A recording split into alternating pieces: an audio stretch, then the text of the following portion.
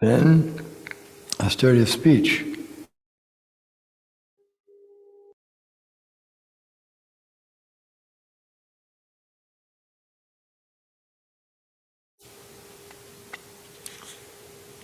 Hearing the sacrifices.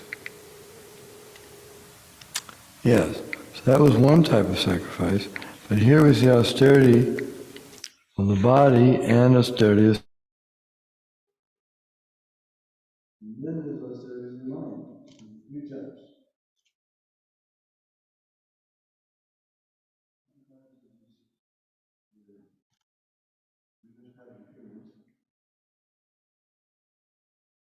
Now there's austerity of body and austerity of speech and mind. We have body, speech, and mind austerities. Three types. Three types, all good action leaders. Three more types.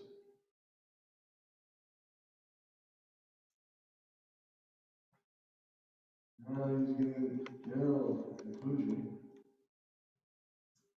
that penances and austerities,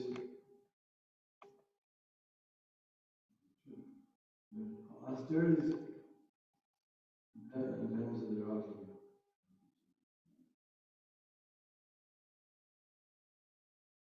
So the word tapa, sometimes it's austerities, sometimes it's penance. They're interchangeable. Now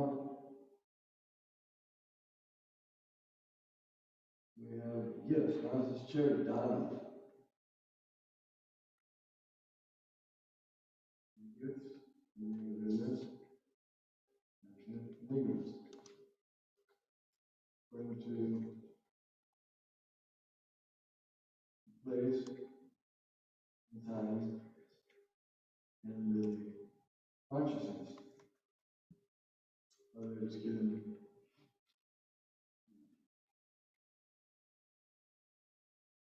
voluntarily or grudgingly, with respect to others. Then, in text 22, she says that these syllables, one time sat, have been used to indicate the supreme absolute truth of Brahman. By Brahmins, chanting Vedic hymns, and doing sacrifices with satisfaction of the supreme. Okay. So these three words, Om Tat Sat, how are they used? Well, they indicate the supreme. That's why Prabhupada always said, Om. There is, instead of Om is the primary syllable.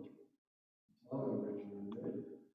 Whereas Akasananda Saraswati, he put forward the theory that Tatvamasi is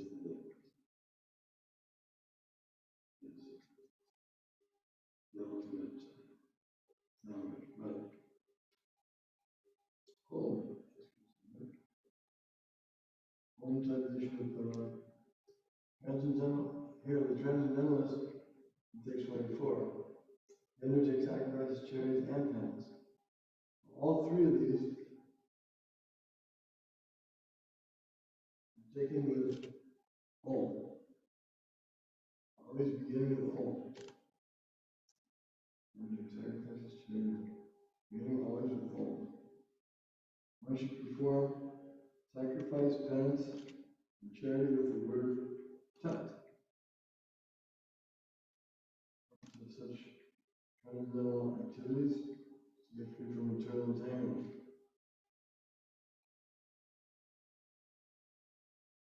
And then the text going on 27,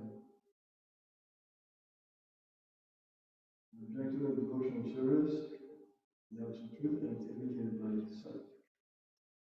Emotional service, Sat.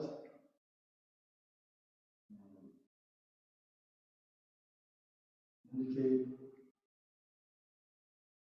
chanting Vedic hymns is done by chanting Om. Here is indicated by Om.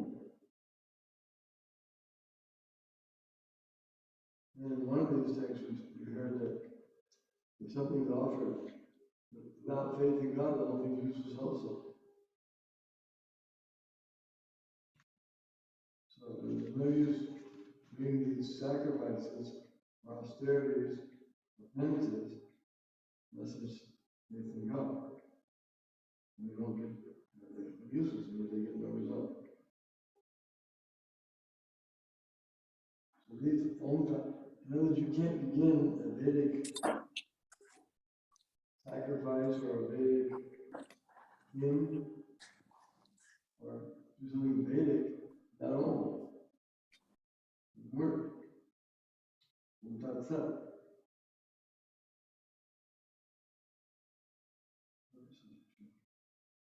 Once you perform sacrifice, penance, and charity with the word Tat. All three.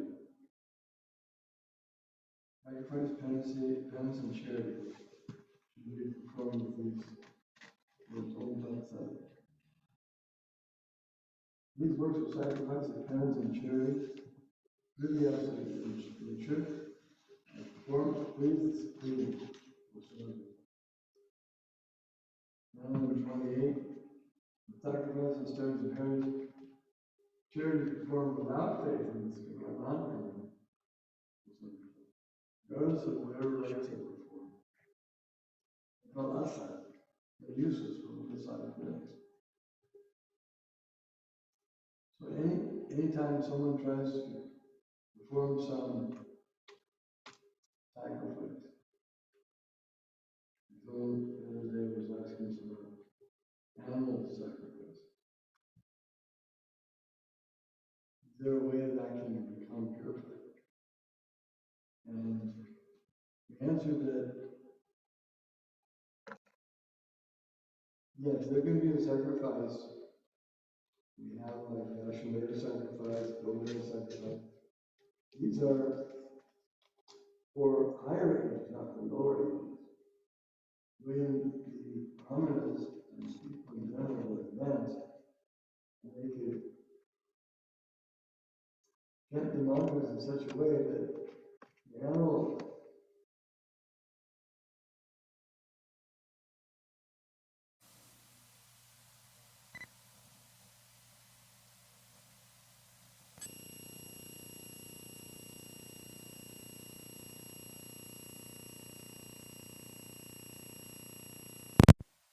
becomes good.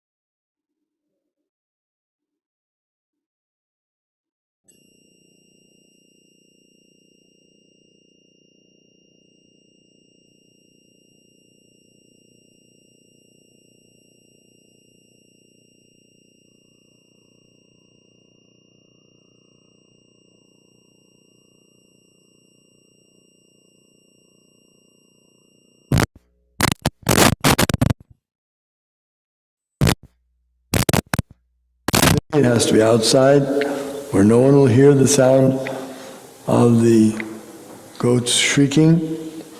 And then before offering that goat, you have to say Mangsa, Kadati Mangsa, The person who's going to eat the meat of the goat says, I'm eating you now, your flesh, you'll be able to eat my flesh in the future.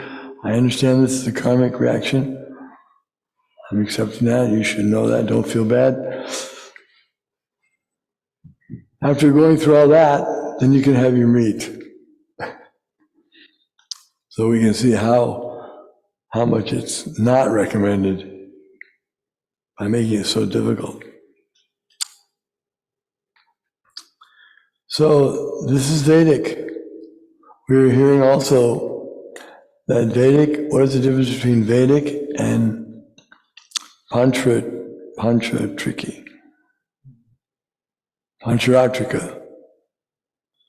Vedic has to be done according to these strict rules and regulations. All the sacrifice, the dasvidhan, sanskars have to be performed. If the sanskars are not performed, then it won't work.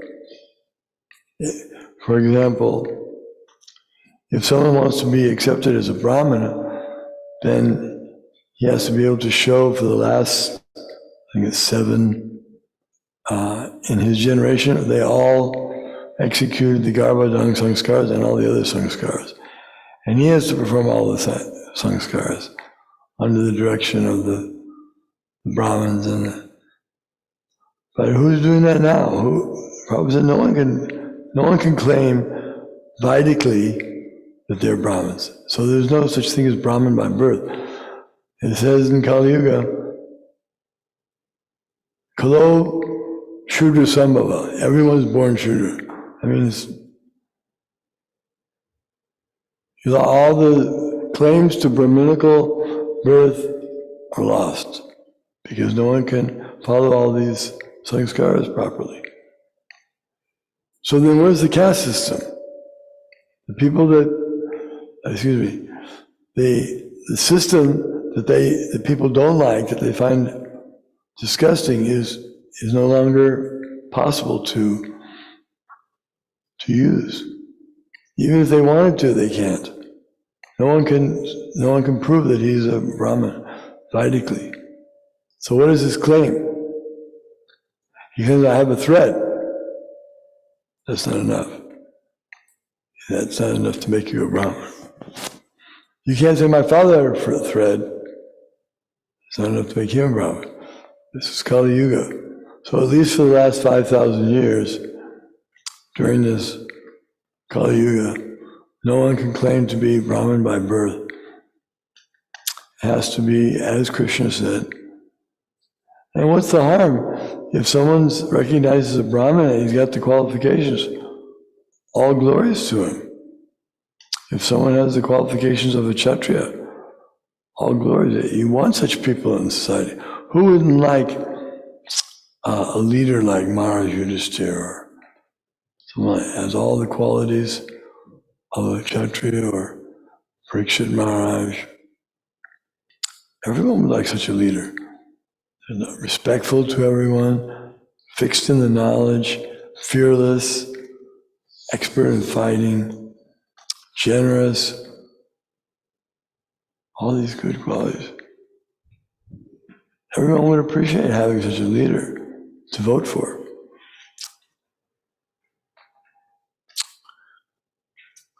So these are just a few things I wanted to mention. Thank you. Thank you, Yudit. Sorry about any technical difficulties or distractions. So,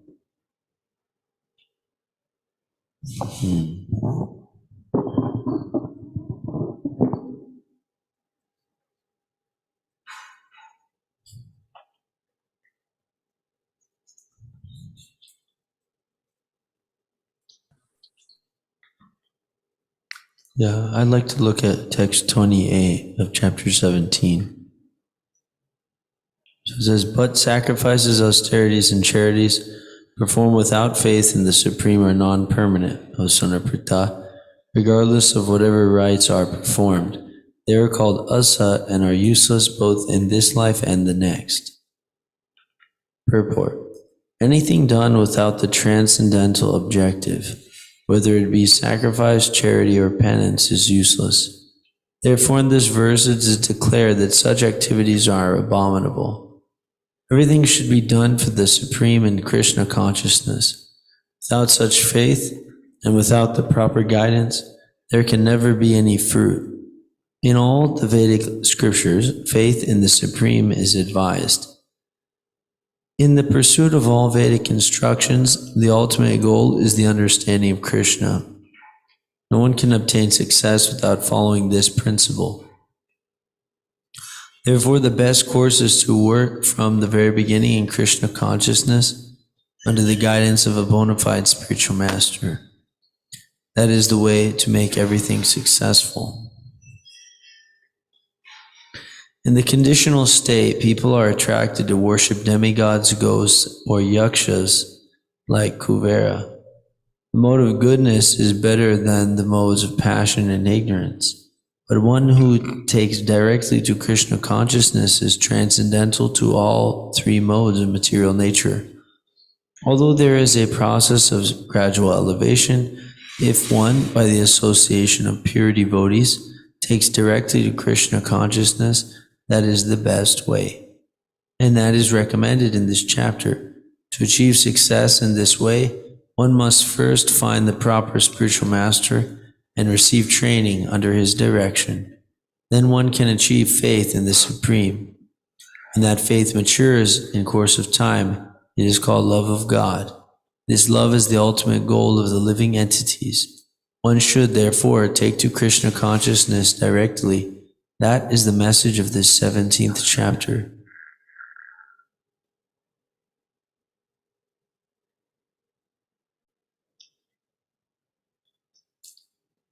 Did you have anything, Maharaj?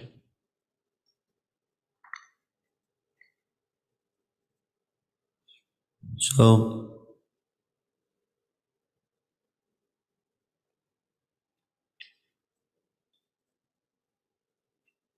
there's one Vedic quote, which is Yata Deve Tata Guru, or Yasya Deve, like that. I forgot the actual quote of it. But if one has implicit faith in the Guru and Krishna, then to that person all the imports of the Vedic knowledge are automatically revealed. So this word implicit means that it's implied, it's automatic. And we don't have to be convinced. Of course, it's not that we are there immediately. In our conditional state, then our faith isn't, more or less isn't in Krishna, until we hear more. And we work in Krishna consciousness. We could gradually get elevated through the process of Vedic, rituals and the Vedic system. But if we take directly to Krishna consciousness by associating with the pure devotees, then that's the way to make everything successful. I've been listening to one lecture pretty much on repeat, which is from Srila Prabhupada. It's in the Bhagavatam. He gives a lecture from some of the first days that he's in the US. And it's that he starts out and says, some people say, "Can you show me God? And have you seen God?" Like that. And Prabhupada speaks about how actually we are so rascal because we try to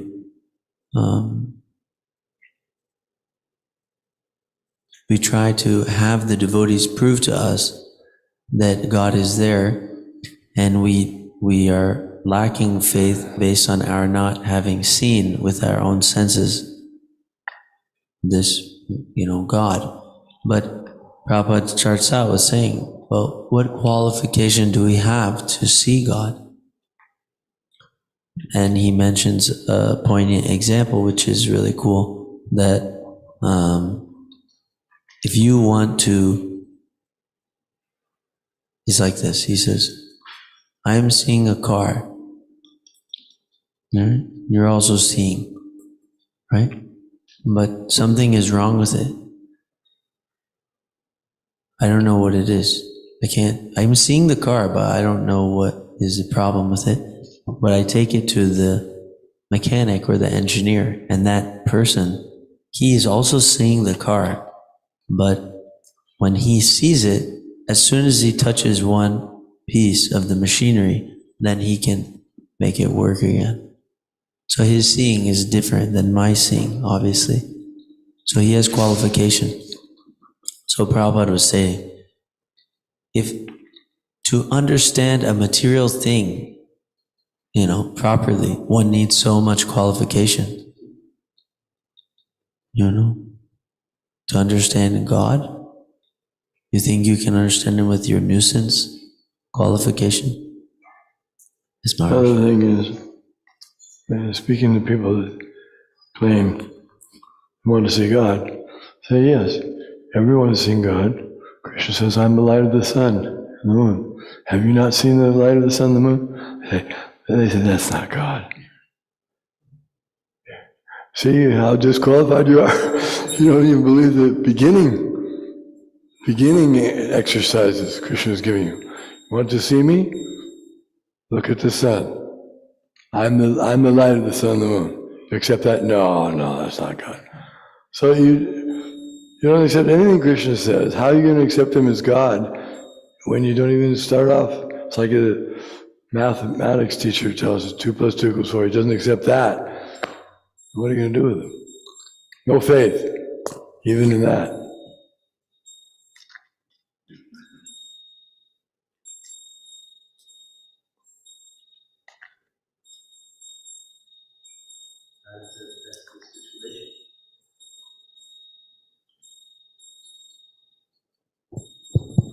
What's so nice though is that when we practice, then we will get faith. So faith is, in the beginning, there has to be a little faith, which Prabhupada talks about. That faith also can equate to appreciation. That if we can somehow appreciate the devotees or appreciate something Krishna says, or appreciate the Vedic culture like that, then that's the beginning of, that is a faith in one sense. So sometimes, sometimes somebody can't hear from us, but they say they appreciate, or they get some good impression of the.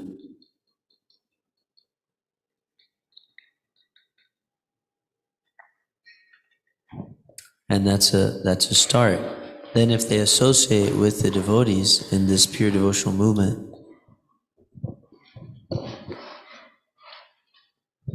then they can develop faith. And what in this lecture that Prabhupada was giving, he mentions, what is that qualification to actually see Krishna? And he mentions that that is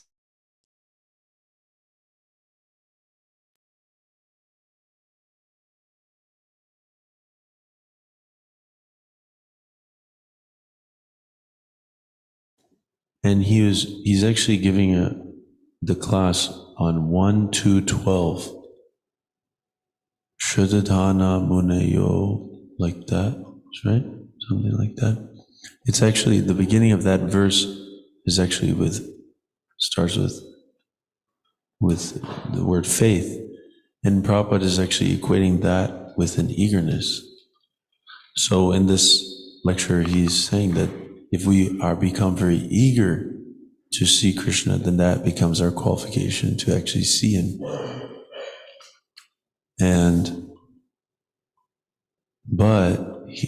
Prabhupada quotes from Rupa Goswami that even if one, for millions of births, executes simply or exclusively pious activities, Kritibi, he actually executes exclusively pious activities, he won't develop that eagerness. He won't. But he says, how can you do it? In the association of devotees. That's how you can develop the eagerness.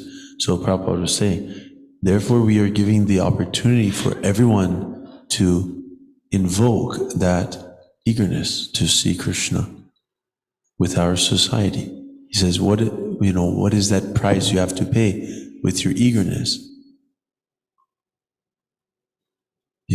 Krishna is not poor. He doesn't need your money. Neither is the Krishna seller or the pure devotee. But he's distributing Krishna free. But what is that price that you have to give is the eagerness.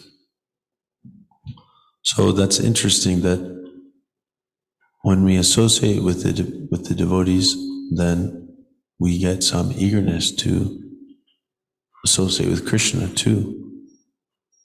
And that becomes the qualification to actually see Krishna.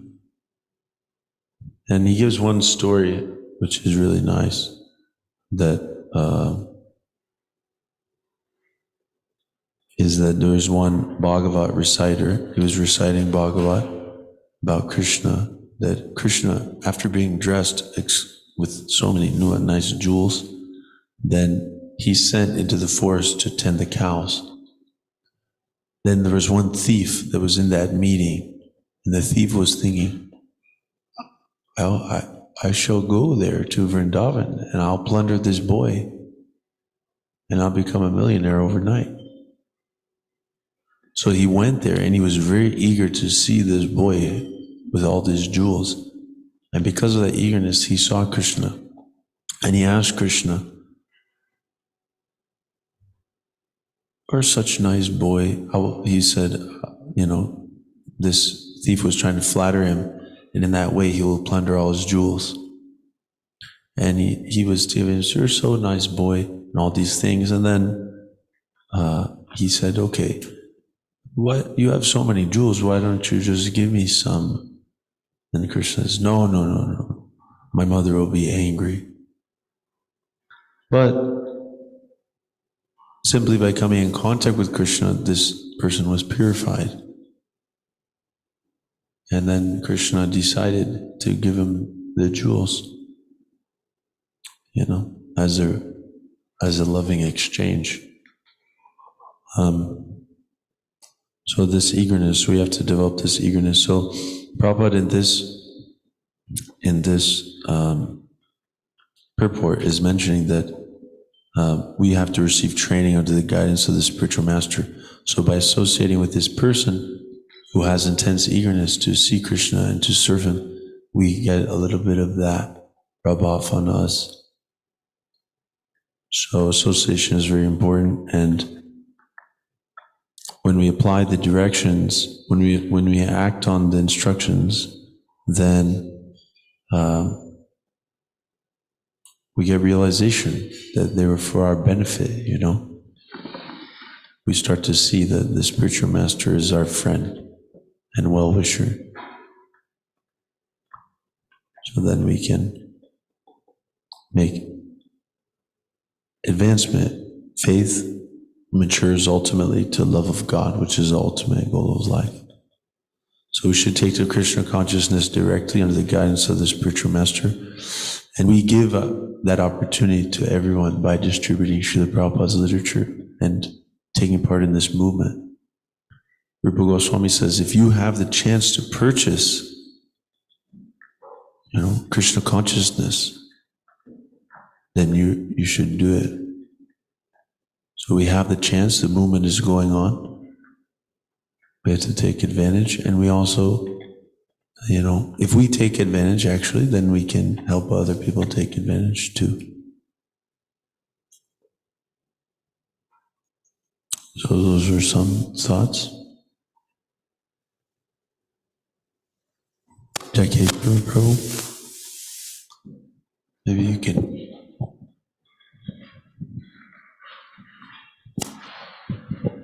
Hare Krishna, thanks for your nice class. Yeah, there's such nice examples of how we can qualify ourselves to see Krishna. And one of my favorite ones is, someone tries to meet the president. They need to qualify themselves to meet the president. It can't just be some random thing. The president has many things to attend to.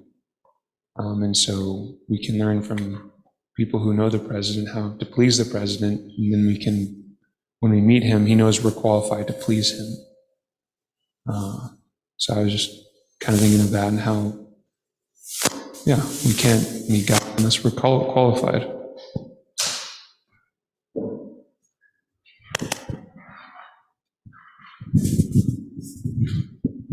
I have a question regarding this recitation of Om in Vedic scriptures.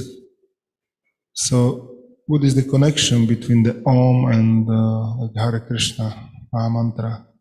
Because we are preferring this Mahamantra instead of Om. So, you can say something about this.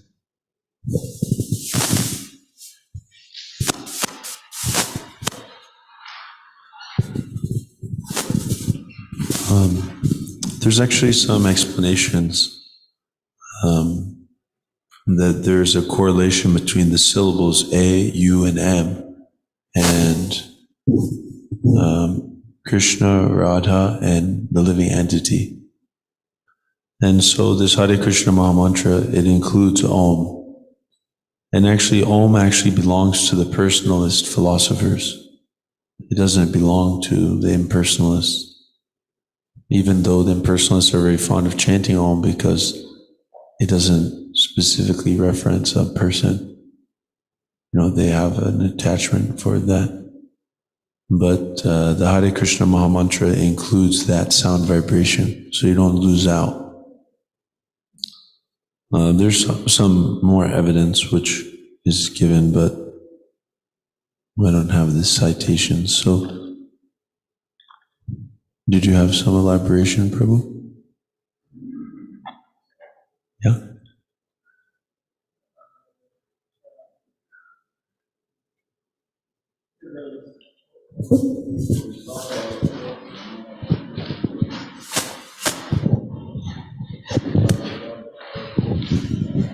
I was also thinking about this connection, like the syllables, and also that actually in Vedic scriptures is this Mahamantra is described for this age. Like what is the verse? It's from Katha Upanishad. I doesn't know, but the thing is that in this age of Kali this is the only way how we can be able to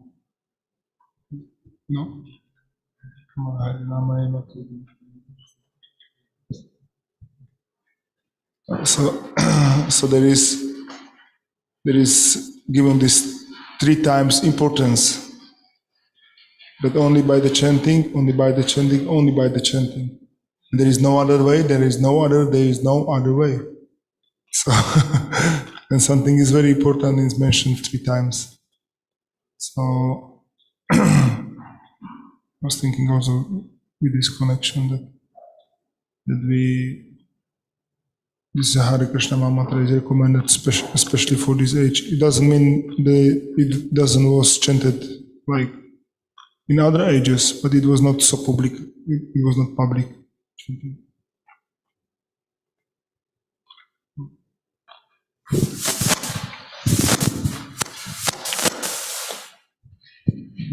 Hare Krishna.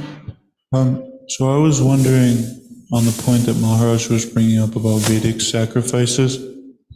He gave the example of the people who are really still want to eat meat. They're really set on their ways. So I'm wondering, in this Kali Yuga, it's very sinful and nobody's actually doing this Vedic sacrifice. This isn't the way that people are going about doing it.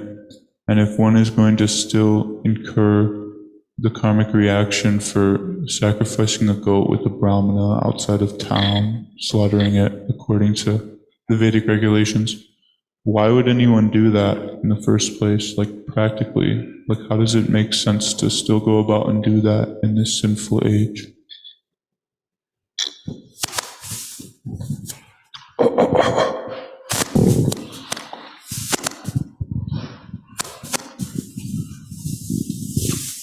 So the question is, why would we take up that regulation when we can just act without it and just eat meat anyway? Is that the question? I just don't know how it practically makes sense because people are already doing it and you're getting the reaction both ways. You're getting the reaction both ways. So if you pose that to a meat eater, they might say, why would I do that? Well, I was hearing some from Rishi Kumar Prabhu. He was describing. He sent me the citation that I'll find it real quick. But basically, the proof of the Vedic injunctions, the scriptures, is that by not following them, we become more like animals. So when you don't, you're going to eat meat, and there's just going to be some reaction anyway, either way. But you become more like an animal the more that you don't follow that. So more or less, it's if somebody wants to be an animal, they don't care, then yeah, why would I have to do something which is kind of contrary to my sense gratification?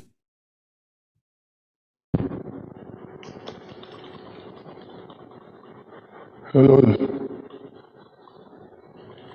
example, have a law, some religion.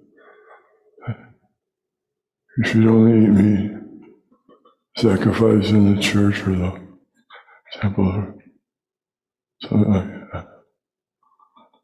And so that's sinful, but at least it's less sinful. It's recommended eating a cow or eating animals is sinful. But when the Vedas prescribe it, it's less of a reaction. And they're allowed.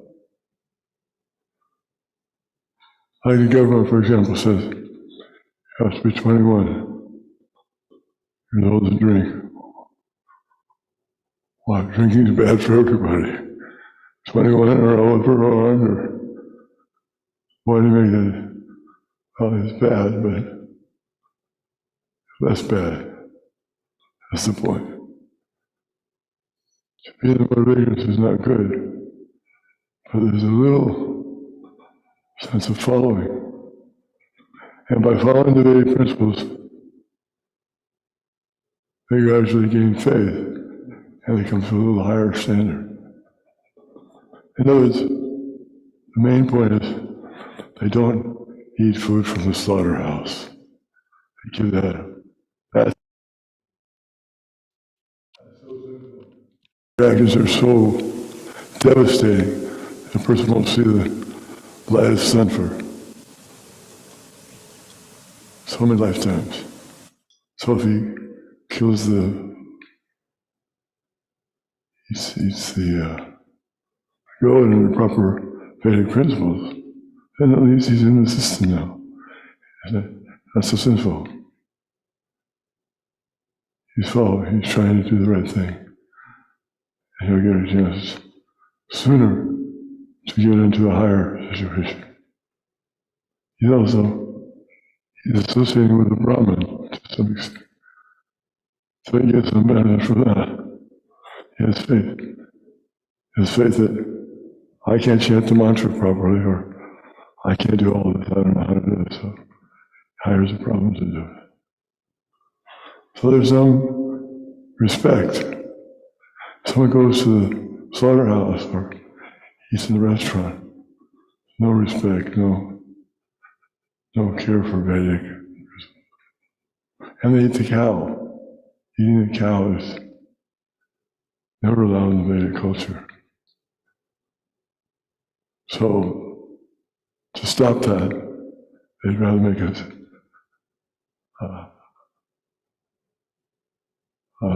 kind of an offering. Okay, you don't eat cows, don't eat from the slaughterhouse. You can still take this goat. So, one man was arguing with Prabhupada, saying, but how can we accept that this sacrifice of eating goats is okay? Well, I'm against all animal slaughter. Then you're Buddhist. Indasya yagya videya haha. He said that verse from Danavir Goswami, the Buddha, he denied the Vedic principles. And in that he was an offender. Therefore he was thrown out of Vedic culture. He was driven out of India because he was an atheist. He didn't accept the Vedas. So this man was trying to become proud and say, I'm a Vaishnava. I'm not in favor of meat at all. And he was accusing Prabhupada, why don't you have your men eat meat? He said, no, it's not that the Vaishnava has to eat these meat. He won't do it himself. But he says for certain people, it should be allowed. Not that it's encouraged for the higher class. It's like Lord Shiva told Parvati that I'm teaching my Lord philosophy. If someone from the atheist class hears it, he'll be fooled, he'll be benefited somehow or other. Because he's taking up the Vedas again. But if someone from a higher position, if he hears it, he'll go down. So it's very carefully done. It's like a doctor. He knows when to give medicine to who and how much. He may put some sugar in it to make it sweet for the child. That's what the Vedas do. They're trying to get everybody to come up to a higher platform, even if they have to sacrifice, and let them do something which is not really good for them, but it's less bad than the other thing.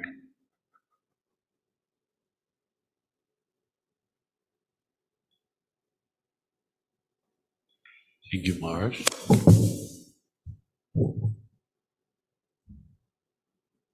Okay. Srimad Bhagavad Gita ki jai, Srila Prabhupada